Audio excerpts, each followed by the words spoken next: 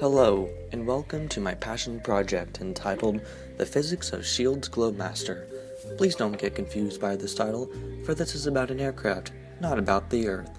S.H.I.E.L.D. is an espionage and law enforcement agency in the Marvel Comics universe, created by Stan Lee and Jack Kirby back in 1965.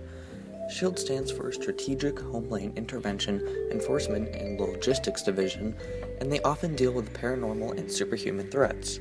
The Strategic Homeland Intervention, Enforcement, and Logistics Division is a combined military, scientific research, and espionage agency with a mandate to protect the populace of the world from threats beyond the scope of standard national security agencies. It was reformed by the remnants of the Strategic Scientific Reserve in the aftermath of World War II.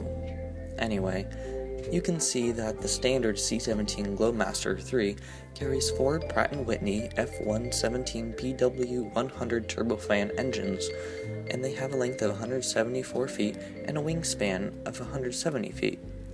Compared to S.H.I.E.L.D.'s Globemaster, well, everything is pretty much the same, except it has an extra set of wings in the back, and it has 6 engines instead of the usual 4. As you can see with the pictures, you can see the difference in the back of the planes. The usual plane doesn't have any in the back, but in S.H.I.E.L.D.'s, you can see the extra improvements that they've made. I will now calculate air density using the equation density equals pressure divided by the rate times time. I will use the standard 1013.25 hectopascals and a temperature of 15 degrees Celsius. With all said and done, the density comes out to be 1.225 kilograms per meters cubed. I can now calculate lift using the equation lift equals the coefficient of lift multiplied by the density times the air velocity squared divided by 2, then multiplied by the wing surface area.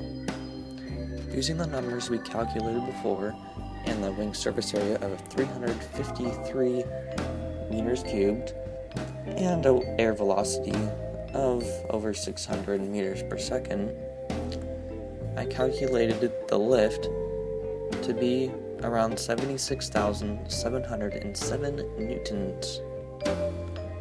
To calculate drag, I will use the equation drag equals coefficient of drag multiplied by the density times the air velocity squared divided by 2, then multiplied by the reference area. The force of drag comes out to be 427,600 newtons.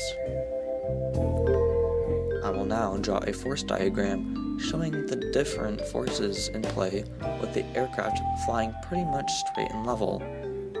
The weight of the C-17 comes out to be 128,000 kilograms.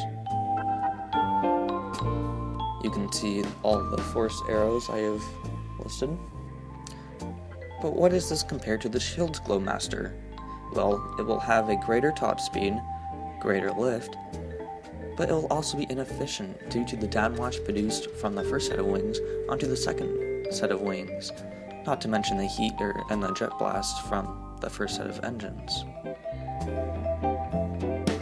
To calculate the net force, I will use the force equation,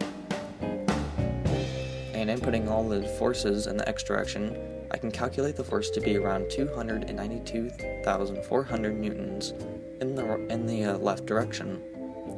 From that, the net force turns out to be approximately 30-ton forces, considering the weight of an elephant to be around 5,500 kilograms. This is the equivalent of around 6 elephants.